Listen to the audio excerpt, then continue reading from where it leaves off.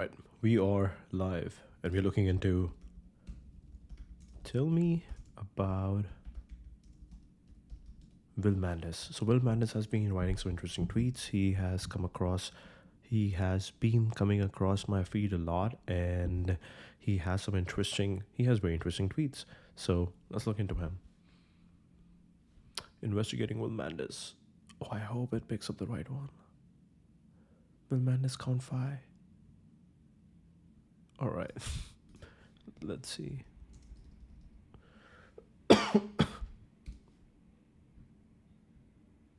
Oh, sorry, sorry. It's not Will Mandis. It's Will Manidis. Super Grok.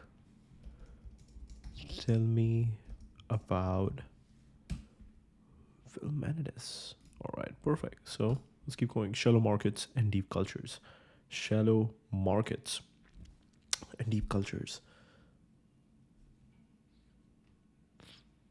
So it seems like he has had an acquisition. Okay. 92.5.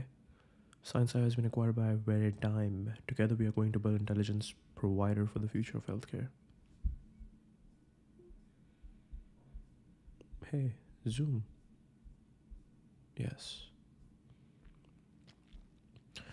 Veritime to leverage Science.io's leading healthcare and artificial intelligence platform, the company's large-scale, high-quality data set to build advanced private language models for healthcare. Expected to provide highly differentiated and more advanced products to Veritime customers. Acquisition will help accelerate platform improvements across the Veritime network, including the provider, payer, and life science businesses. Next generation. It's beautiful outside, by the way. Next generation products expected to improve outcomes and lower costs across the healthcare ecosystem. Positions Veritime for the future as a higher margin technology and data products company. Reaffirms previously issued 23 financial information. Joining Veritime aligns with Science.io's mission to better serve patients and healthcare professionals with the help of responsible AI. We are thankful for our partners who made this moment possible, and we look forward to bringing together our combined strengths to drive innovation and value in the healthcare ecosystem.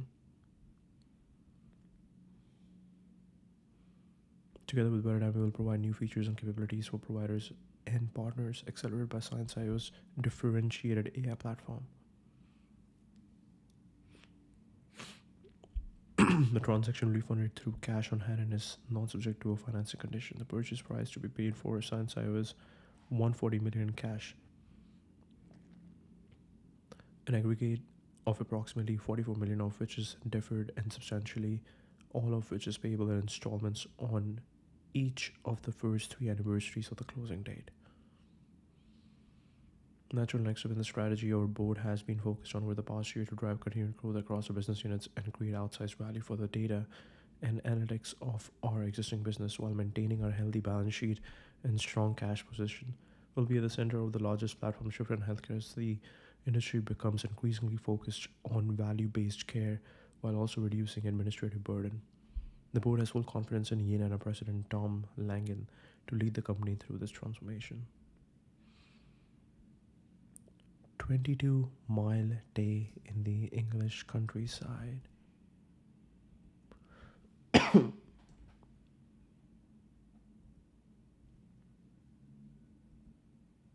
English countryside, and you have your Land Rover.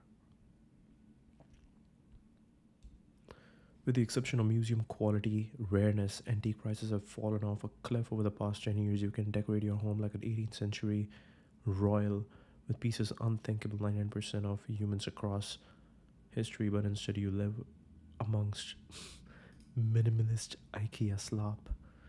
This is true of rare books, true of the old masters.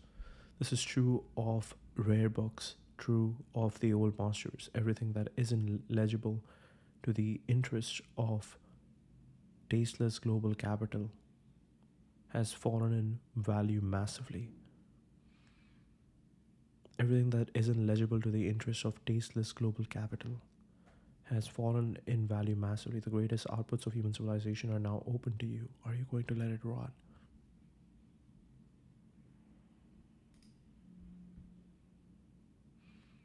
You once tweeted that unique null datasets are the only true AI mode. Unique null datasets are the only true AI mode. This idea feels related. People assume that old books and art are already ingested and understood by AI, when in reality, there's still a ton of alpha there. All you have to do is look. Adam Kiesling.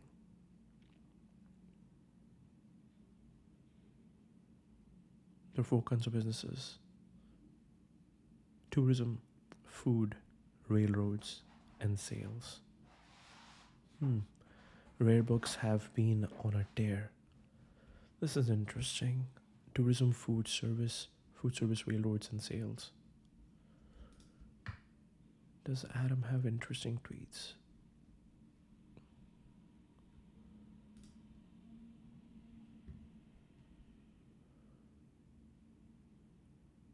Runner's high.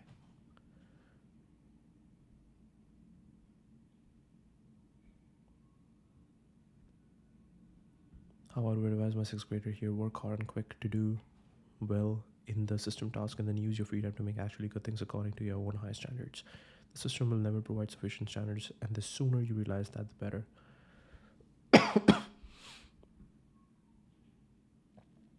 My high achievers are starting to notice their hard work doesn't matter. Imagine being Miyazaki, putting decades of heart and soul into making this transcendent, tender style of anime, and then seeing it gets sloppified by linear algebra. Alright, well, check out the website.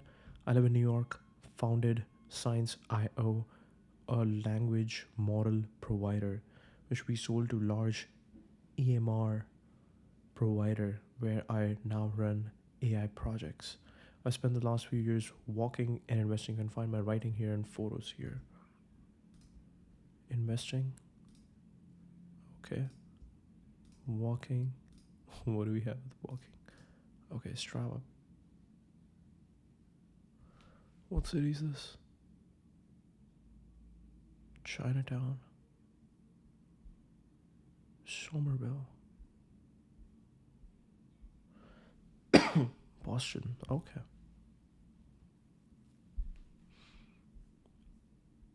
What happens if I go really close? This seems to be downtown. Oh, wow. Okay. Okay. Okay. Strava athletes. I've been lucky to participate in the early rounds of Chroma, Thatch, Figure, Daylight, Pirate Wires, Loyal, Warda, Wander, Hex, Menda, Catena, Butterfly, Command Bar, Dorsal, Dynaboard, Party Round, Text, okay, Serene, Ref, Serene AI, okay. And my photos here, archive. This is Boston.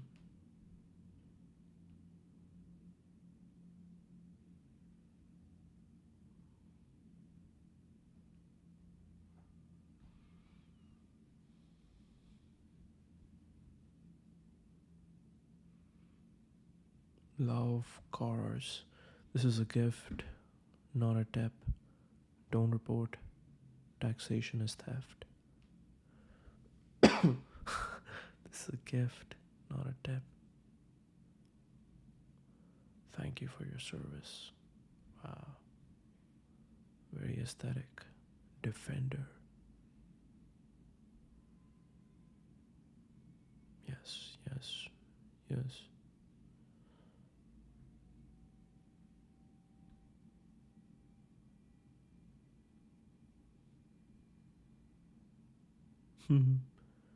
Porsche 911s.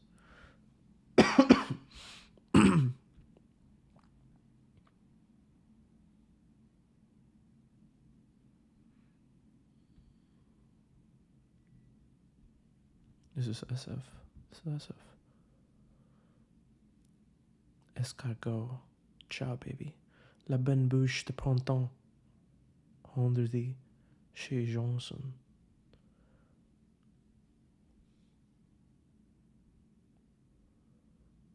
New York. Do not touch anything from here. Is for only online order COVID test. Pen bag. Remember you're in camera. We can see who touched things. Only manager allow you to touch. Only manager can allow. Oh, only manager can allow you to touch. An unsung hero, the coldest March. Alright, this is cool. This is cool. These top shots are really cool. Can board chairman get measles? Duke's Mayo.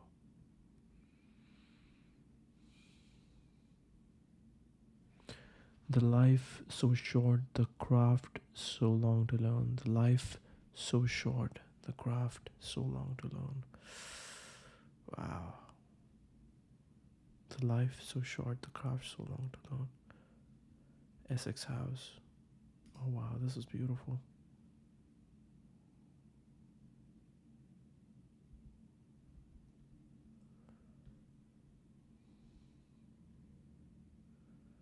Yes, yes. Medical alert service dog, do not distract.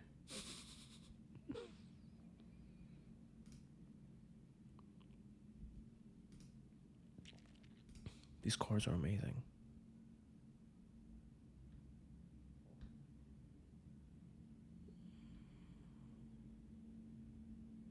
Sank in Conservatory Lake. Wow. Beautiful. Beautiful.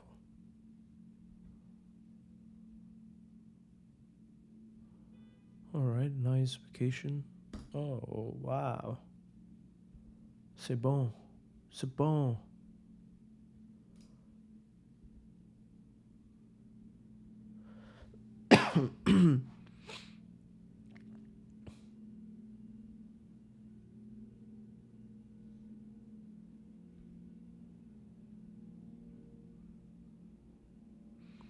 Control AI before it controls us. Regulate AI now.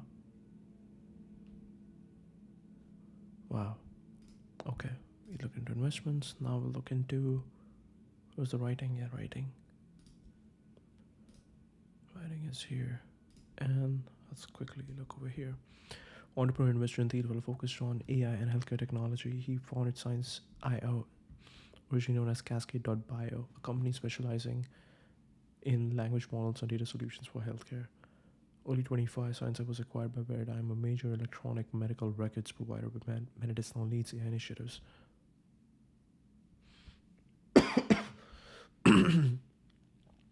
Prior to that, he served as managing director at Dom Room Fund, a student-run venture fund. He was selected as the Thiel Fellow in 2019 for his work on Cascade.bio and is also associated with an earlier venture called Healthware, YCS17 Alum, focused on wearable health tech. Lives in New York City, where he is known for his habit of walking 12 to 18 miles daily. 12 to 18 miles? Bruh. A routine he maintained even before moving there. He's appeared on podcasts. I would walk. Wow. There would be some days when I would walk like 25,000 steps to 26,000 steps, and it would then I would need proper rest. A routine he maintained even before moving there. He has appeared on podcasts discussing topics like private markets. He has role in healthcare and personal productivity. He runs a Substack newsletter called Minutes, where he shares insights on healthcare innovation and entrepreneurship. Post-Nobel Manidis, he has over 92,000 followers and describes himself as bio as interested in shallow markets and deep culture. His recent posts cover a range of topics, including the declining prices of antiques and rare books, noting how non-elite items have become more accessible yet underappreciated. AI and software industry trends and personal adventures like a 22-mile walk in the English countryside.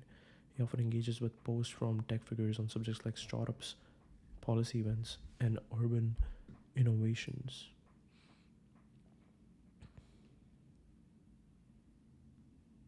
John Coogan, Irish cartel control of the software industry again. On the FB offer, King. Why is this with All In a notoriously worse podcast than TBV and than TBP and the only good internet show. These could totally replace cars in NYC if consumers bought them. You can clearly park them literally anywhere. Cops have no idea if you can ticket them. You can do crime in them. No number plate, no real peddling. Whoa, what is this? I start laughing every time I see one of the Amazon motorized delivery vehicles that's 4x bigger than a bike and as fast as a car, but for some reason it's allowed to drive in bike lanes.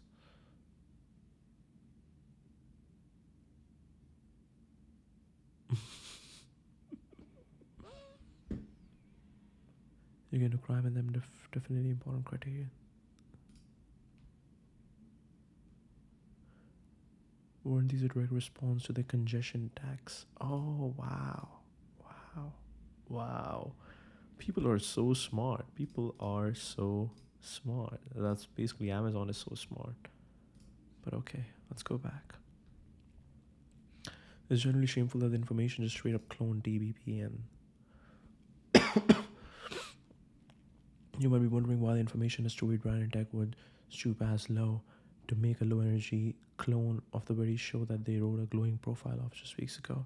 I'm wondering if they switched to ramp, if they could have afforded some mics that worked.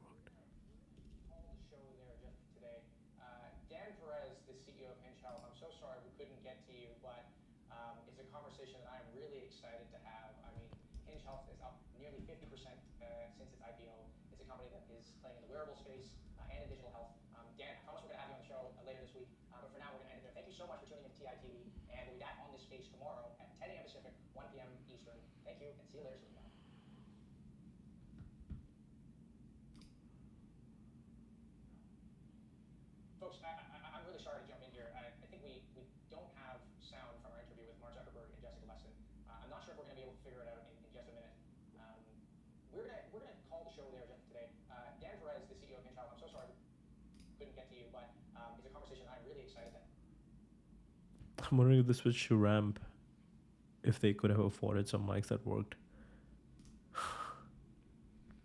That was very weird. Okay.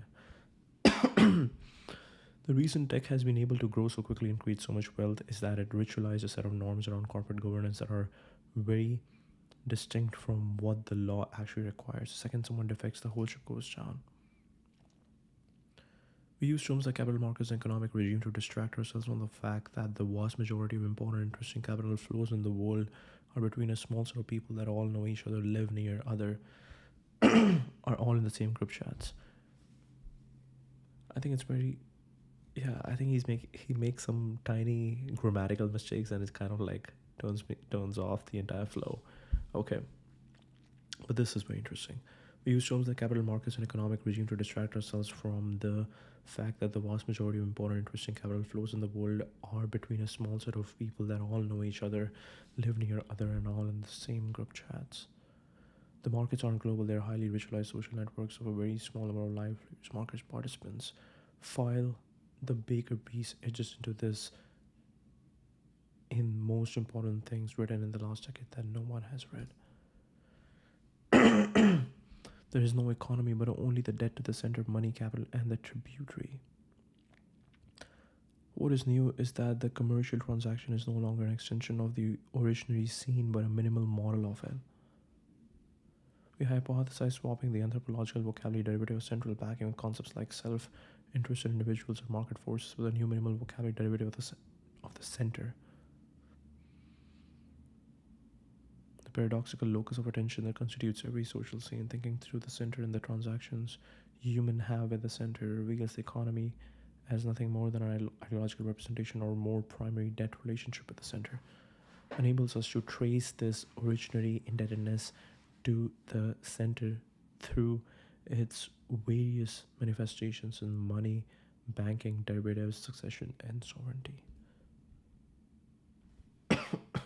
How much are they selected by merit versus inherit?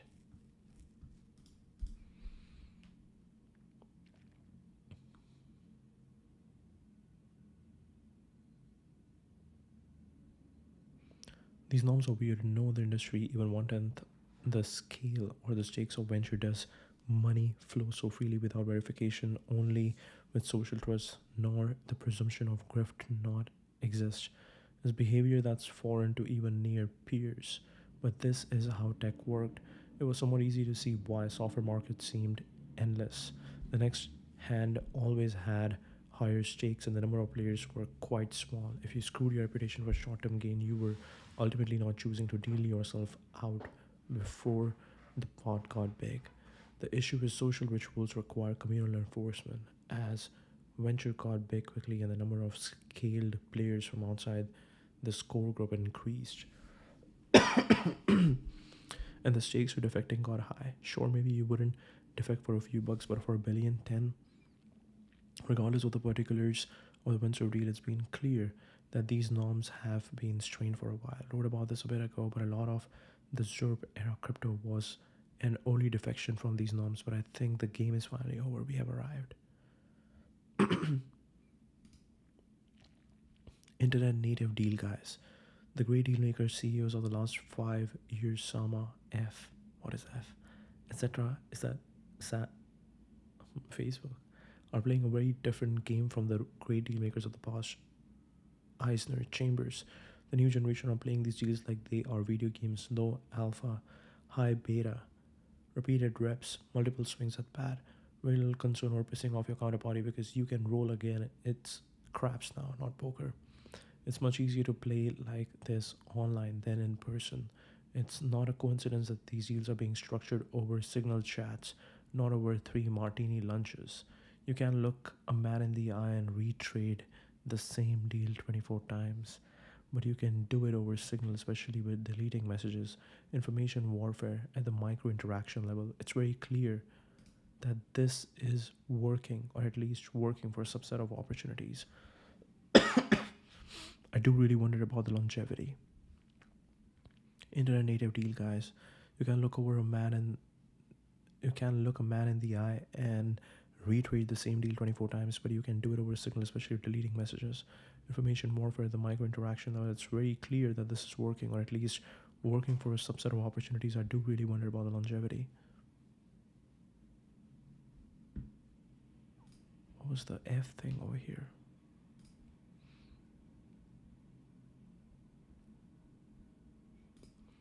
We all know the end is coming. We just can't be sure what it is.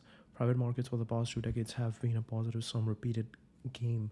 All players have been incentivized to cooperate and have been punished for betraying a set of extra legal social norms that enforce a nearly socialist devotion to winning together and sharing the spoils reasonably equitably across capital, labor, and management. It's easy to see why, when the pot is growing quickly, any marginal grift or betrayal on any given hand only serves to deal you out of the next bigger hand. But for the first time in decades, we are seeing major firms betray these norms. We now have a handful of extremely visible examples of founding teams and venture firms acting together to do kind of things previously unthinkable, optimize for their own wealth openly, enrich themselves over employee interests, and muddle the unspoken social contract of little tech. This is objectively weird. Why would this happen? I think there are two good explanations. The sums are simply bigger. Social shame isn't worth it when you are grifting at small scale, but when the opportunity is to make billions, the ever rising cost of private aviation can make people do strange things, especially when it's earned in short time scales. The most sophisticated players believe the game is over. The pot isn't getting bigger anymore. The most sophisticated players believe the game is over. The pot isn't getting bigger anymore. While I do think the former explains the behavior of some CEOs with already questionable ethics, the second is much, much, much more interesting. It's kind of crazy that you could build a company, you could be going really hard and working a company for 2 3 years, finally figuring something out, finally making it work, making sure the team is good, making sure you are shipping the product, and then because of one decision, everybody starts questioning your ethics, and that is very, or questioning your ethics for the good reason. But yeah, you'd lose your reputation with just one final decision. We're seeing some of the most sophisticated, storied, decades-old private market firms play as if they believe one of the two things are true. One, transformative age is around the corner will destroy software investing as it exists today. Transformative AGI is around the corner and will destroy software investing as it exists today, leaving total extraction today as the only rational path for a scaled actor. Leaving total extraction today as the only rational path for scaled actor. Two, that venture itself is simply unsustainable, that due to some combination of poor returns, fee compression, unfounded AUM expansion, and market constriction, they're managing the most capital they ever will. Combination of poor returns, fee compression, unfounded AUM expansion, and market constriction, they're managing the most capital they ever will, and you might as well take chips, both physical and reputational, off the table before the game ends. My suspicion is many believe the latter, but will tell you they believe the former in polite conversation. This kind of apocalypse trade isn't new. Talk to MBS traders in 2007 or even just watch Margin Call, but it's certainly new for our world and new for this caliber of firm. Even stranger is to contrast this apocalypse trade with the behavior of the other half of the pack of tier 1 private managers monetizing management companies, even publicly listing them, building wealth management arms, and expanding to become multi-generational asset management platforms. Clearly a revealed belief that neither AGI nor fee collapse are coming soon. Either way, it's clear we can't go back. We have arrived where we were always headed. It's just a question of where that actually is.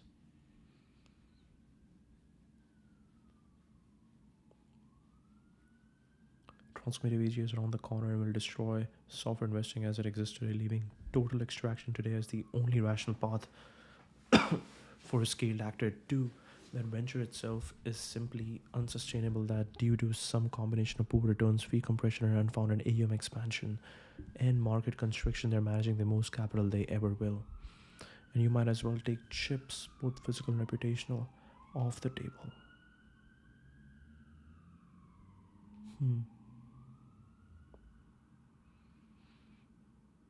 Finite versus infinite games, but the other lens to view this as, yeah, this is interesting. Like, what does the founder do after this? Like, they still are in the game. Like, their reputation is now, their reputation is, their ethics have been questioned. Their reputation is kind of killed. But the other lens to view this as is that this is a new type of acquisition and all the very large kinks have not been worked out yet. Full team equity. I'm sure some startup lawyer in the valley will come up with a fix. I've been thinking about this constantly for the past 2 years.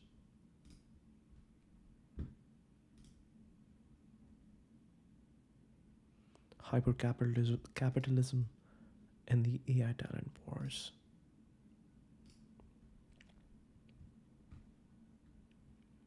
AI talent wars have taken a hyper-capitalist turn, breaking down the existing rules of engagement between employees, companies, and investors. Whereas multi-$100 million comp offers and Google's multi-billion-dollar criteria and serve deals signal that we are in a crazy AI talent bubble. The talent mania could fizzle out as the winners and losers of the AI war emerge, but it represents a new normal for the foreseeable future. If the top 1% of companies drive the majority of VC returns, why shouldn't the same apply to talent? Our natural egalitarian bias makes this unpalatable to accept, but the 10x engineer meme doesn't go far enough. There are clearly people that are 1000x the baseline impact. There's an equality certainly manifests at the founder level. The founders fund exists for a reason, but applies to employees too. Key people have driven billions of dollars in value. Look at Johnny Ive's contribution to iPhone, or Jeff Dean's implementation of distributed systems at Google, or Andy Jassy's incubation of AWS. The tech industry gradually scaled capital deployment, compounding for decades to reach trillions in market cap. The impact on the labor force has been inflationary but predictable, but in the 2.5 years post ChatGPT, AI catch-up investment has gone parabolic. Initially towards GPUs and mega training runs, as some labs know that GPUs alone don't guarantee good models, the capital cannon is shifting towards talent. Silicon Valley built up decades of trust, a combination of social contracts and faith in the mission, but the step up in the capital deployment is what Deleuze would call a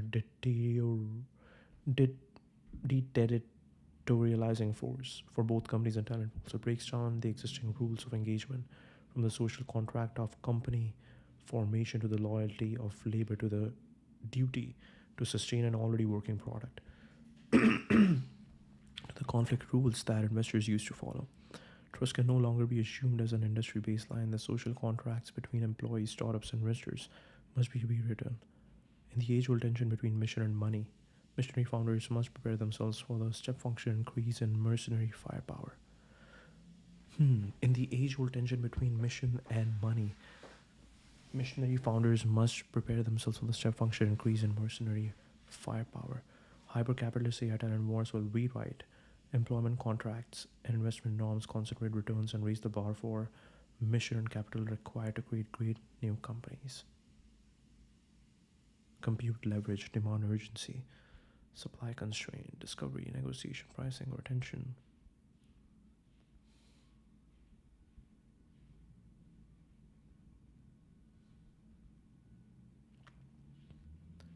The AI talent wars will rewire Silicon Valley. Will debut for the thoughts and feedback on this article. Seatbelts strapped. In the 2010s, software bull market success in the startup world was broad, and it felt like everyone could win.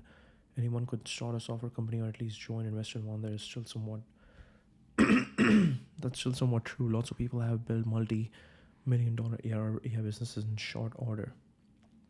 The 1% unicorn concept suggests that anyone can start a big company using AI, but in the new world, the concentration of outcomes will be different.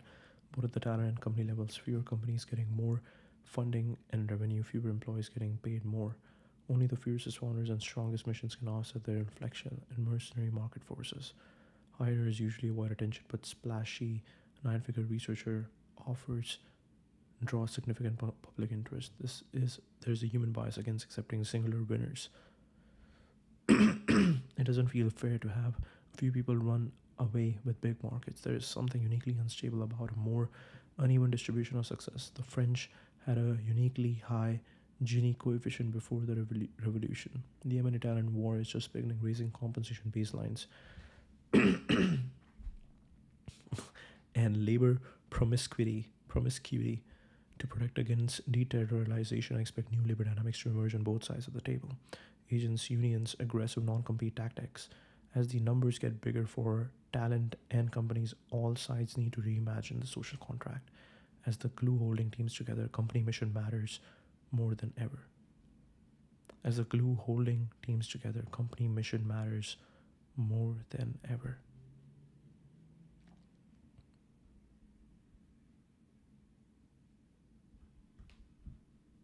Interesting. I want to stick to Will Manidis, so we'll keep over here. But this was interesting. So, and it's written by John Lutig.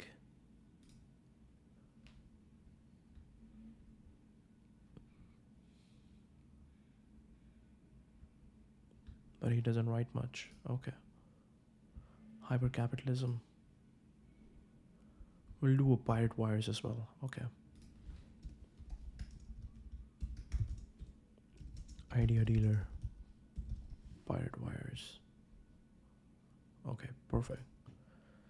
The happy, successful people I know don't seem to be any smarter, any more considered than the unhappy, accomplished miser. The happy, successful people I know don't seem to be any smarter or any more considered than the unhappy, accomplished miser. They just seem to have spent way more time finding the perfect setup. They have spent the time to make their setup. They just seem to have spent way more time finding the perfect setup. They have spent the time to make their setup in the image of its maker. John Exley.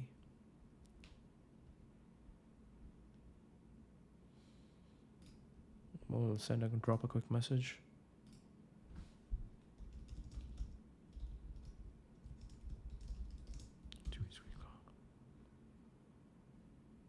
Okay, perfect. Very interesting.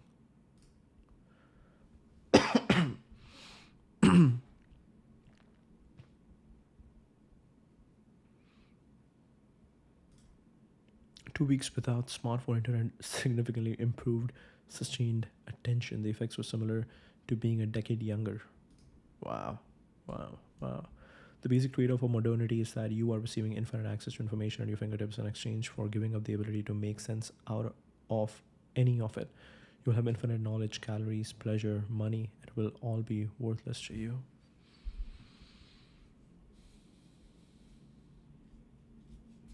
You will have infinite knowledge, calories, pleasure, money, and will all be worthless to you. Hmm, I have an idea.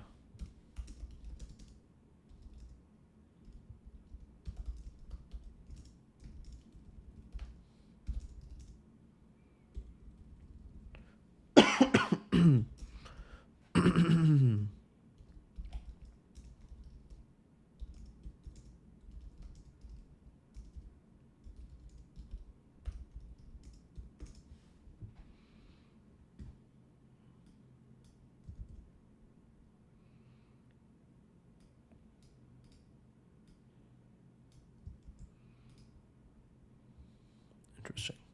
Infinite context window. Infinite context window. Thoughtful and good take.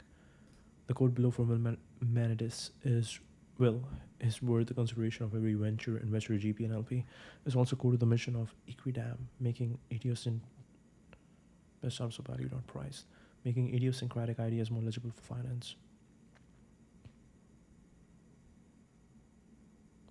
As part of incentives capital in VC has gravity, it is inclined to collect in pools, feeding consensus, driving momentum, and concentrating systematic risk. This is bad for the quality of investments and distinctly bad for innovation, perhaps the only place where those two concepts remain aligned. Innovation and investment. Bull's merchant banking concept described at length in the episode below is an interesting remedy. It has a striking connection with two other ideas. The Renaissance 2.0 thesis. Merchant banks were significant contributors to the economic and intellectual revival of the Renaissance era.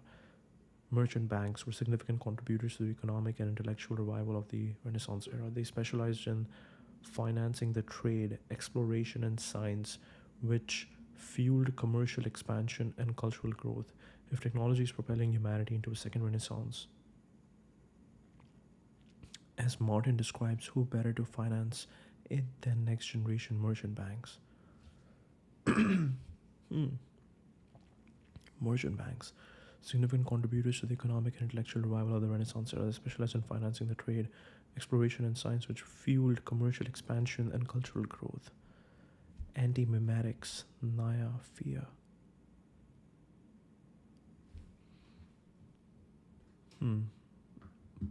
We'll look into this too. Anti-mimetics.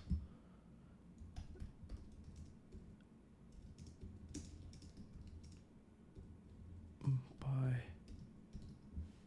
Nadia. Okay. The story of Ezra from Embassy Town is one of the examples used in Nadia's book to illustrate the power of language and ideas. In the story, an alien civilization is caught in doom loop, trapped by the literal nature of the language and the inability to think laterally. Ultimately, a rebel group is able to develop a more sophisticated language which is used to break the cycle and advance further. The next version of VC may not be a simple adjustment to the levers of scale, duration, and fees. For all that these vectors dominate the conversation, it may be something new or something old. If we are to properly grapple with these ideas, we need to find more sophisticated language to describe efficient risk capital formation as well as. I hope we can do better. If you think about like the history of the world getting better, big parts of the reason why the world doesn't suck to live in today is because people were able to get outsized returns by putting money behind risky ventures. Basically, the history of human progress is predicated on the history of efficient risk capital formation. I think we spend a lot of time focused on the innovation layer and not like nearly enough time focused on the capital formation layer. If you're interested in a world where like things are better, what? If you're interested in a world where like things are better, you would be interested in a world where it's like easier to accumulate. You just inserted like over there. where things are better, you would be interested in a world where it's easier to accumulate risk capital behind exciting ideas and it's really efficient to do so. My thought on the state of venture today is we've ended up in this like very what? What are you using like? My thought on the state of venture today is we've ended up in this very weird local minima. The model is both simultaneously preventing very important things from getting built and also destroying itself. The product is just simply driving returns to zero. And I think it's very clear that we are in a very unstable equilibrium in terms of where LP dollars are going to go over time.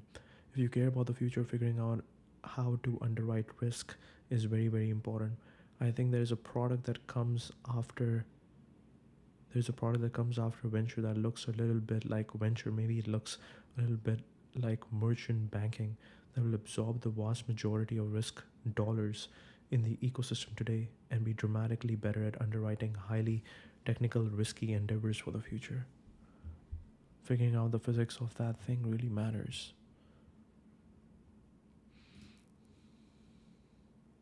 What if the next venture firm doesn't look like VC fund at all? Makes the case for return to merchant banking, long dated capital, tighter alignment, and radically new return curves. Full of bold takes. Give the pod a listen. Degree, so like certainly it seems, but if you think about like fundamentally what the business of Flatiron was, it was having medical records on one screen that you owned and spreadsheets on the other, and having medical doctors sit there and translate all this messy unstructured data to structured elements inside of spreadsheets. And like I'm not smart enough to become a doctor, like I'm not smart enough to make it through an engineering degree, so like certainly it seems wrong that these people could study for a decade and be glorified spreadsheet jockeys.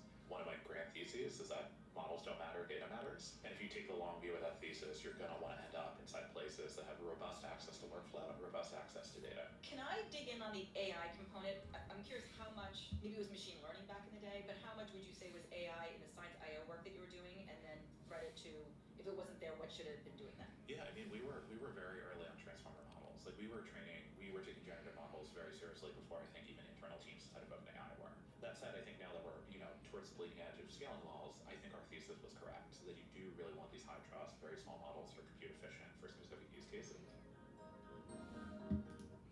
Okay, that is very interesting. Yes, because when I read that, I was like, wow, the product was basically language models, and they did that way before.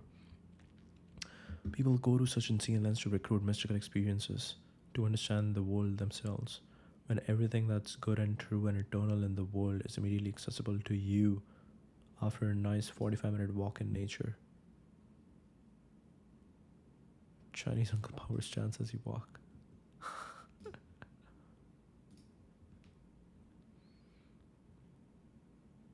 Cows moved to the highest point on his property well away from water and stayed there for about 4 hours before the flood. How do they know? Cows moved to the highest point on his property well away from water and stayed there for about 4 hours before the flood. How do they know? Animals seemingly anticipate events should humble us more. Changes in groundwater chemistry, electromagnetic fields, and sound waves make animals restless, distressed, and even relocate. In the West, it is seen as woo to contemplate that energy, whether humans don't consciously experience, can affect our psychology, and yet we forget that we are animals too. Even outside extreme weather events, the lunar cycle moves oceans, huge bodies of water. We are, like all animals, primarily made of water. The word lunacy comes from the ancient understanding that our minds can be affected by it. An interesting experiment is to log a daily mood for a few months, ups and downs, anxiety, joy levels, big arguments with loved ones, etc. Then afterwards, retroactively chart it against lunar cycles and NASA space weather data that tracks geomagnetic storm solar flares. Be open-minded and try it. I too used to think this stuff was BS. What? Against lunar cycles and NASA space weather data. Now I think much of modern psychiatry is giving people drugs to tune down people's individual responses to these external inputs. Bipolar might just indicate high sensitivity. How many important scientific breakthroughs lie on the other side of our collective dismissal of woo? Wow, that was an interesting take. Very interesting take. Bob Iger.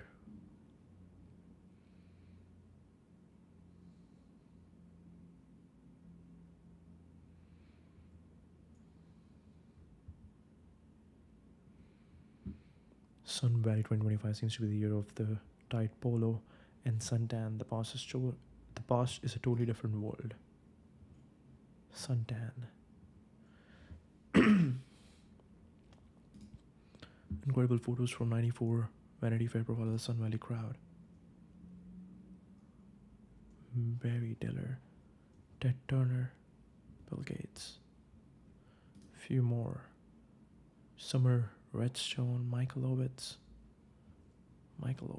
Rupert Murdoch, Edgar Bronfman Jr. This is now Herbert Allen, the William. Today, power in America is more likely to spring from the mailroom at the William Morris Agency. Wow. Craig McCaw. How do we bring aura like this back? How do we bring aura like this back? Tide Polo and suntan. If you look at Outlier, it's really cool. Like how people.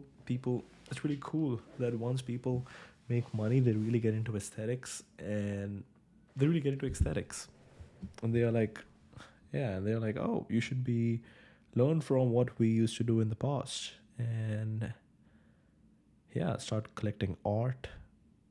Yeah, it's really cool. If you look at outlier success across business history, it's shocking how much of success is simply about staying in the game for decade after decade. Tech destroys itself with impatience. At every moment, you must be doing your best and biggest deal. Success isn't like that. If you look at outlier success across business history, it's shocking how much of success is simply about staying in the game for decade after decade. Tech destroys itself with impatience. At every moment, you must be doing your best and biggest deal. Success isn't like that. I have this Brent tweet printed out and pinned to my desk at home. It is true of not only investing, but any form of allocation, time, love, attention. There is no greater strength than the ability to wait things out, stay around the hoop. The two greatest advantages an investor can have are the ability to move quickly for the right opportunity, the freedom not to have to do anything. Every other edge is an afterthought in comparison. The ability to move quickly for the right opportunity, the freedom not to have to do anything. Permanent equity, capital cap. Main Street Summit.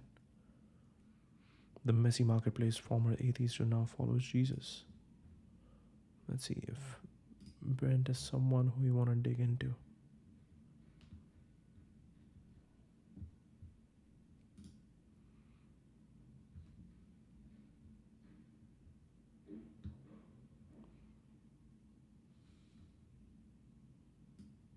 Okay, we'll do it. Idea dealer, Brent Bishore. Okay. The two greatest advantages any investor can have are the ability to move quickly for the right opportunity, the freedom not to have to do anything. Every other edge is an afterthought in comparison.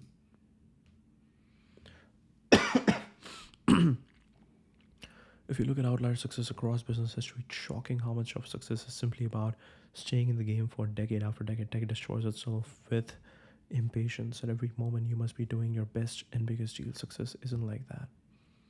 Fun to talk about the history of venture with the Origins crew. We really underestimate how important efficient risk capital is to building new things, and have not even begun to think about what LLMs might mean for the physics of companies going forward. We really underestimate how important efficient risk capital is to building new things, and have not even begun to think about what LLMs might mean. Models don't matter, data matters. And if you take the long view of that thesis, you're going to want to end up inside places that have. Your soul is built for labor. That there is a reason God required the garden to be tended to. And that by removing that labor, we have made everyone genuinely insane. No physical activity, no meaningful labor is a one-way path to mass violence, and we are about to pay the cost. Your soul is built for labor. That there's a reason God required the garden to be tended to. And that by removing That labor we have made everyone genuinely insane. No physical activity, no meaningful labor is a one-way path to mass violence, and we are about to pay the cost. I was speaking to a teammate on this exact topic about why everyone in her circle still wants to farm despite knowing how hard it will be. Farming is a thing. Farming is a thing. CEO and co-founder. Oh, okay. I have a friend who works here. In her words, there's some dreamer aspect about it, but there's also a dream about how much hard work is involved in it too, and wanting to have something that you are really committed to that will take your full self, your physical, your mental, and your emotional self, that you can look back at the end of the day and feel good and then go jump in a lake.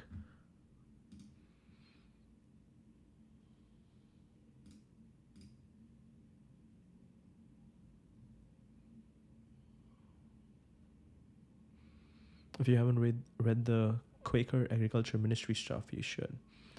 Matt Campbell. There is never a world without religion, just a world where new ones take root to fill the spiritual vacuum, remove labor, remove meaning, and something else always rises to take its place. My soul is made to move forward. I was speaking to a teammate on this exact topic about why everyone in her circle still wants to farm despite knowing how hard it will be. In her words, there's some deeper aspect about it, but there's also a dream about how much hard work is involved in it too. And wanting to have something that you are really committed to that will take your full self, your physical,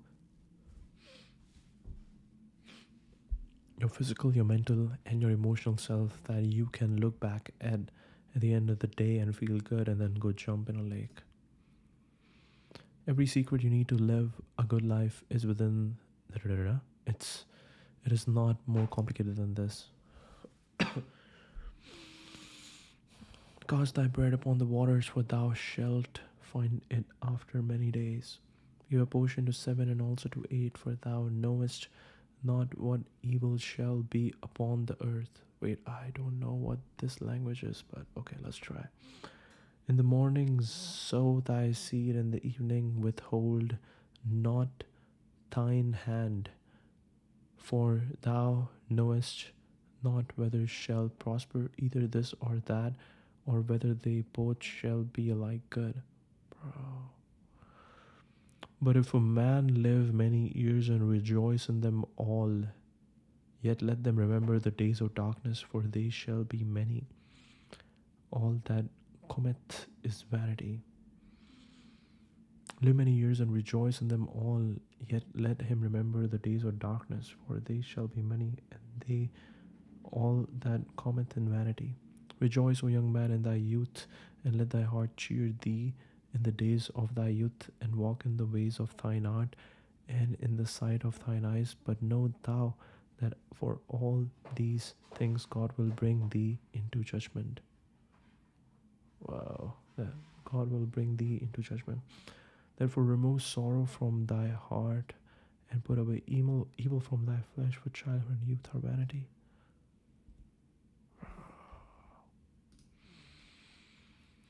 The wind blows where it wishes, and you hear the sound of it, but cannot tell where it comes from and where it goes. So is everyone who is born of the Spirit.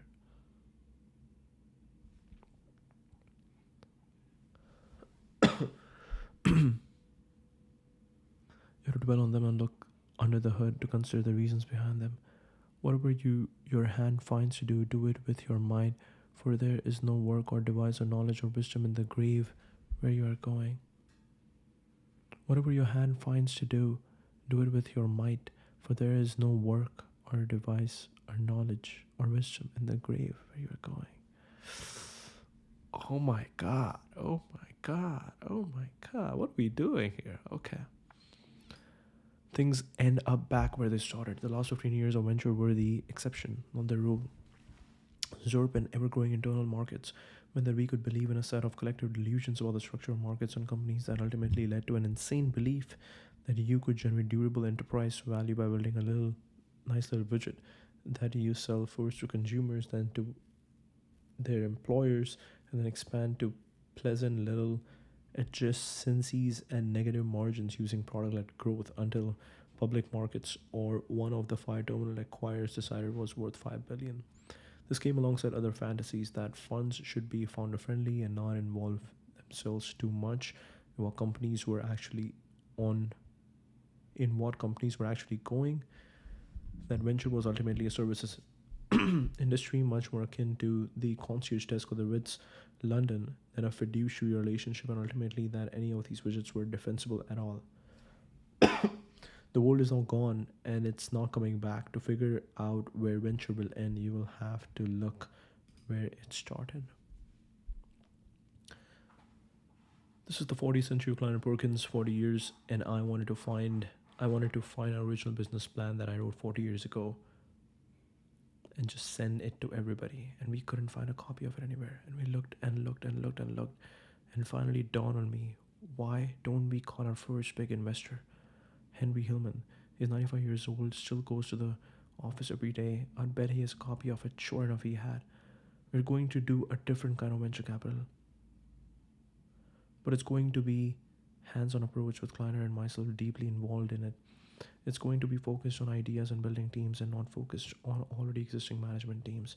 It's really going to be as close as we can get to the big bang of the initial idea.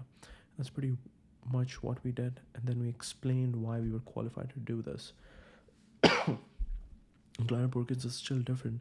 I think all the people like Valentine are pretty damn good. I think that's Don Valentine from Sequoia. But we had thought right from the beginning that venture capital has to be done in a different way. You don't just put your money in with a team of people and see what happens. No. You want to get as close as you can to the key individual or the idea and work with that individual to structure the investment so that the initial money reduces the risk as much as possible. Well, that sounds obvious, and it probably is obvious, but it's harder to do than it is to say, because what's the risk? Is it technical? Is it the people themselves? Is it legal marketing? Marketing always a big risk, and so forth. And if you can structure the deal so that a minimal investment will get rid of whatever the risk is, don't do the deal. Just walk away. Just don't do it. Don't try. But if you can structure the deal so that the first few $100 back in those days reduces the risk, and then you roll in the money, you will have a home run. If you were wrong and the first investment doesn't get rid of the risk, just walk away and you haven't lost very much money. Just walk away. Just don't do it.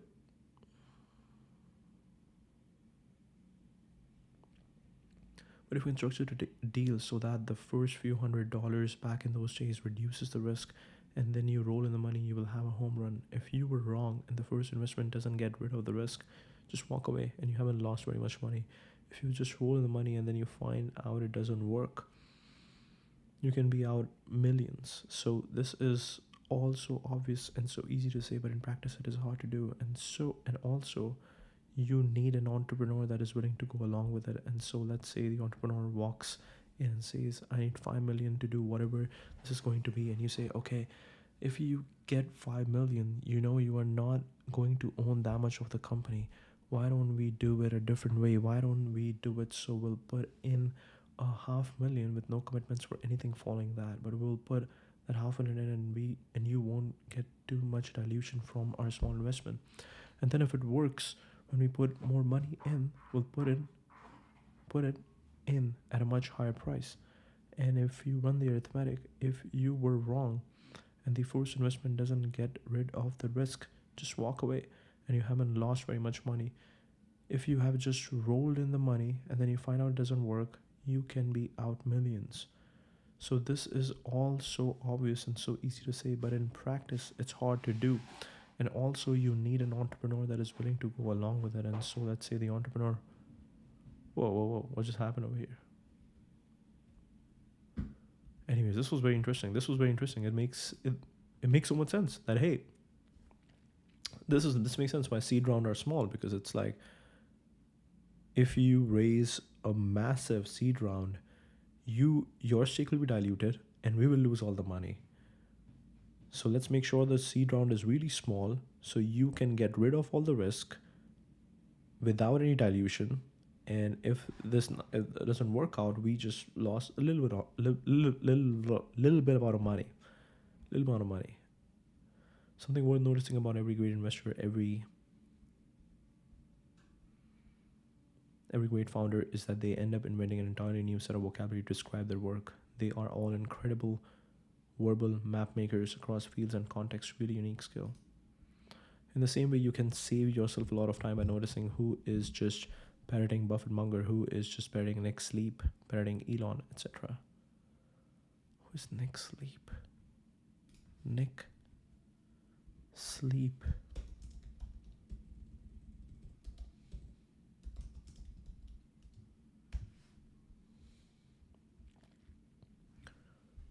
Parroting Elon, etc. I've never met someone interesting wearing someone else's jersey.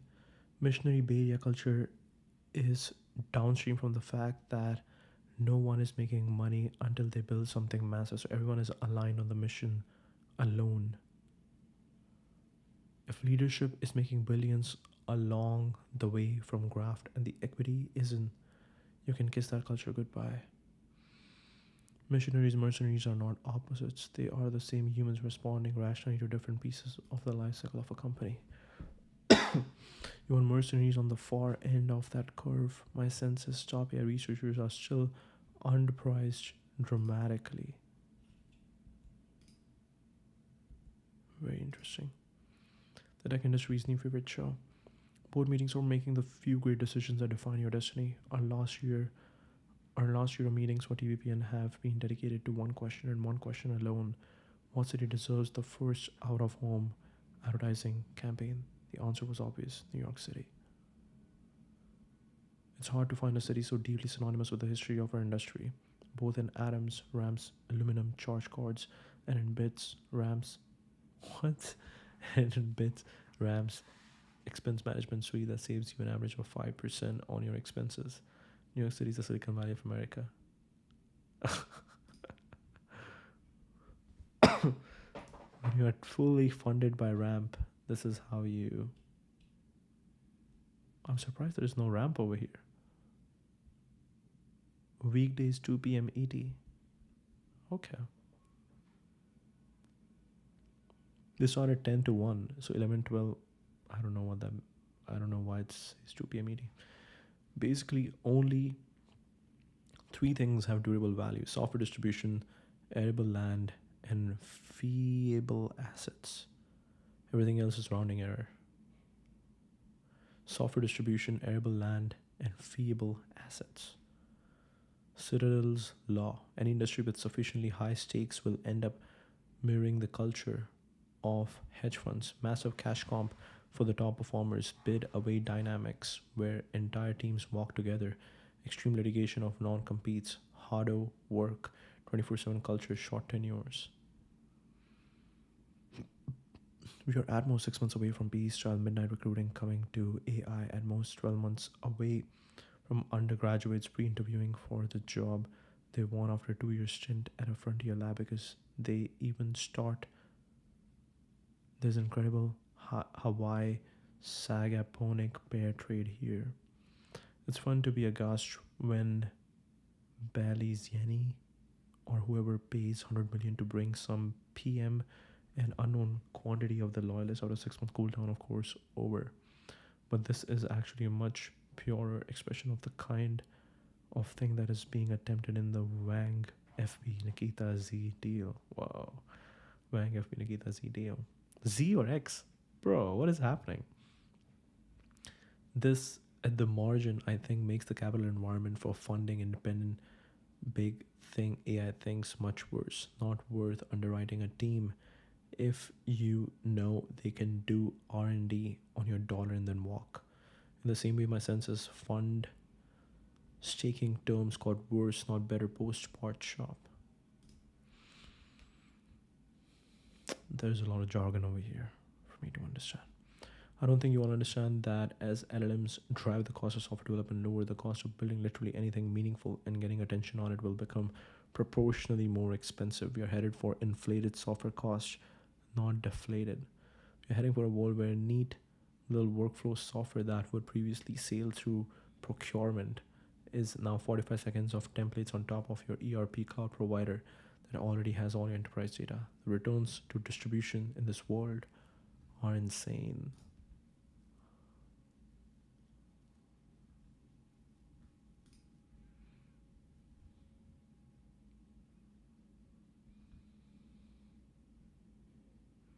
Internet native deal, guys. We did that.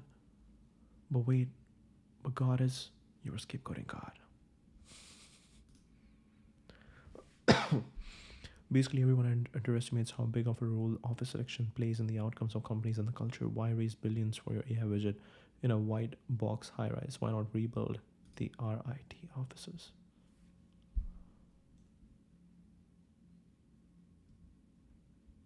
Whoa, whoa. But the problem is they won't take care of it.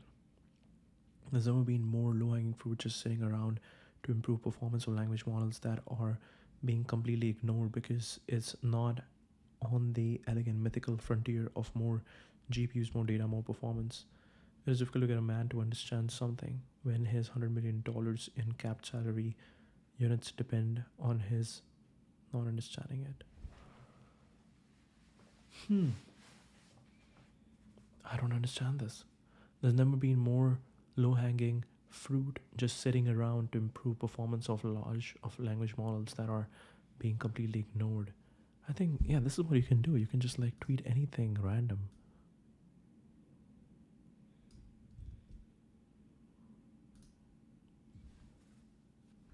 There's never been more low hanging fruit just sitting around to improve.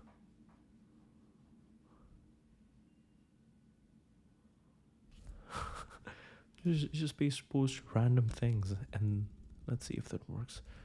There's never been more low hanging fruit just sitting around to improve your distribution.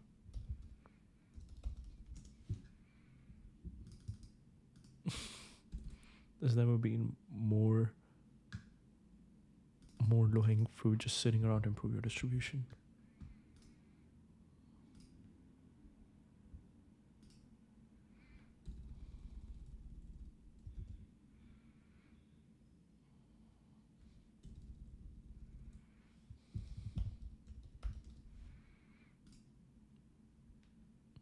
It is difficult to get a man to understand something when his 100 million in capped salary units depend on his not understanding it. I like how it sounds very like thoughtful,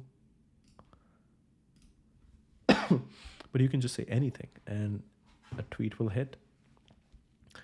It's good to always remember that even if we are playing against a cabal of unimaginably powerful opponents with endless wealth and influence, our enemies are playing against God. What? It's good to always remember that even if we are playing against a cabal of unimaginably powerful opponents with endless wealth and influence, our enemies are playing against God. Discover the insane world of AI generated Kindle unlimited children's books about Palantir CEO Alex Karp. Alex Karp children's book, How Curious Kid Use Small Ideas to Help the World. Wow, this is insane. Chapter 3, The Big Idea. What is Palantir? Imagine you have books of puzzles. Each piece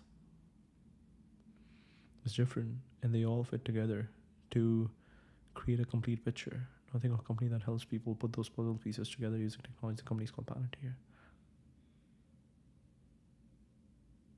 Wow. Who is selling this? How a curious kid use small ideas to help the world. There's no real index. Oh, this is crazy. This is crazy. They should make the kid look like Alex Karp. There's no real index of wealth in the world other than the landowner 100. Emerson family, John Malone, Ted Turner, Stan Reed family, Irving family. I thought Bill Gates had a lot of land. Devastating western wildfires, North Carolina. Okay. There's a great story in the Texas A&M donor publication on the O'Connor family cowboy's legacy that is worth reading, and it just chuckles when asked what he does for fun. I'm a plow horse. I'll plow my field for which I'm responsible, and if you don't stop me, I'll plow your field and keep on going. I tell it like it is. That's the cowboy way. Plow horse. Many lifetimes have been spent trying to understand markets through historical or quantitative lenses. Not nearly enough time has been spent trying to understand them through the spiritual.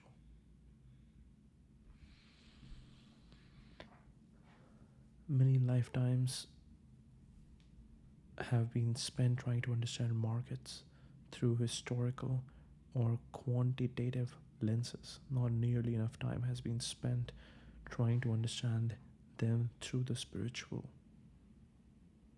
Hmm. The future of venture is forming capital around special people, company situations, and not forcing people, companies into pre existing capital structures. We have limited both the scope and scale of outcomes by limiting the world to brain dead cash equity trades. Man, can anyone connect me with Keir Starmer? TVPN would like to interview him about UK's awareness. Just bet on your friends blindly every single time. If they win, you win. If they lose, you won by helping.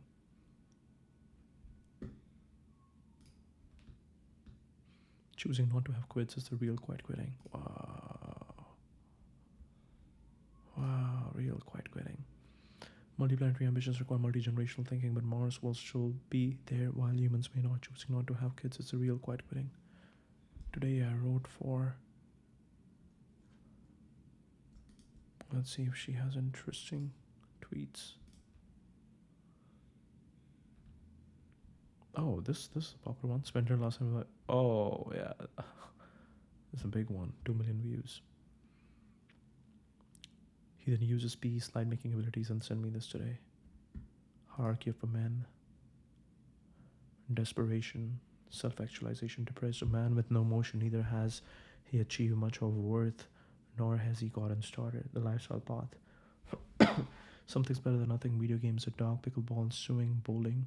Man with a system, meal prep, and workout logs. Dollar cost averaging 1% improvement every day. Methodical climb to the top. Making art.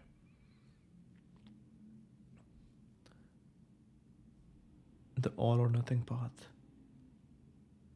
Man with a project, the working man path, clocking in, locking in. Career man climbing the ladder, creating value on the path. Stay the course, and good things will come.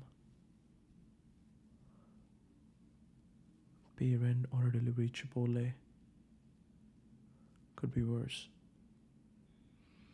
A man of high agency committed to birthing excellence into this world. He creates new objects, processes, or ideas. He's focused on the good as an end in itself. No matter whether he chases gold medals or cleans toilets, he doesn't just see the artistry in his work, he creates it. Great man of history. The aspirational state of man, his artistry grows beyond his own world, compounds in meaning, and inspires others. A man whose jersey is hung in the rafters, a man who motivates others to make art, a man who multiplies the quantum of goodness in the world.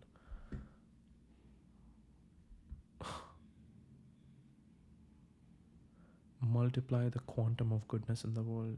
I should delete that.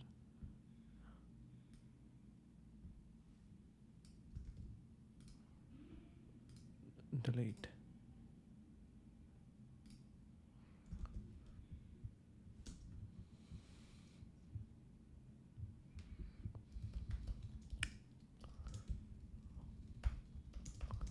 Multiply the quantum of goodness in the world.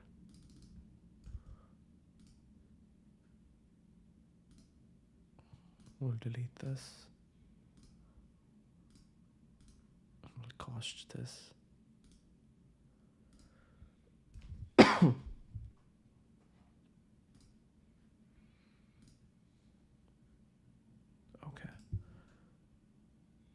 Alright, this might be the last one we'll look at. Okay. Some people have deeply personal reasons not to have children. As for the rest of us, especially the self-proclaimed futurists who are resource and capable, wake up to the programming. Have kids now. Don't wait for the perfect apartment with a nursery. Don't wait until you can afford a night nurse like I did. Cutting in the window of opportunity to have another and another. Don't wait for your startup to exit or to make partner or to hit some phantom ready. Readiness is just control, repackage. Stop shitposting, stop procrastinating. You need less money, space, and time than you think. Let it be messy, let it be visible. Choose this fundamentally creative act. A reason for living that breaks you open and remakes you. The future of humanity, whether on Earth, Mars, or beyond, depends on it. No pressure. There's no point of multiplanetary future if there are no people left to populate it. The US fertility rate sits at anemic 1.79, far below the required level to replace our population. The global rate is not much better. This means we are watching civilization compound into oblivion through the powerful force of exponential decline. We're in countries with state-funded IVF programs, policy, and technology have had little effect because depopulation isn't something you can fix with tax subsidies and robots. It stems from a fundamental devaluation of family life in post-industrial economies. Once, having children was how you joined the world. Today, with help from parenthood's total absence from narratives that celebrate professional ambition, romantic conquest, and lone wolf heroism. Wow. With help from parenthood's total absence from narratives that celebrate professional ambition, romantic conquest, and lone wolf heroism, it's framed as opting out of it. From parenthood's total absence from narratives that celebrate professional ambition, romantic conquest, and lone wolf heroism, it's framed as opting out of it. Freedom is childlessness. Kids are a burden. Dink. Double income, no kids is not only accepted but wanted, like an achievement. In a culture addicted to self optimization, the case against children practically writes itself. Some people have deeply personal reasons not to have children. As for the rest of us, especially the self proclaimed futurists who are resource incapable, wake up to the programming, have kids now. Very interesting. Okay, where are we at? 1 hour 16, perfect.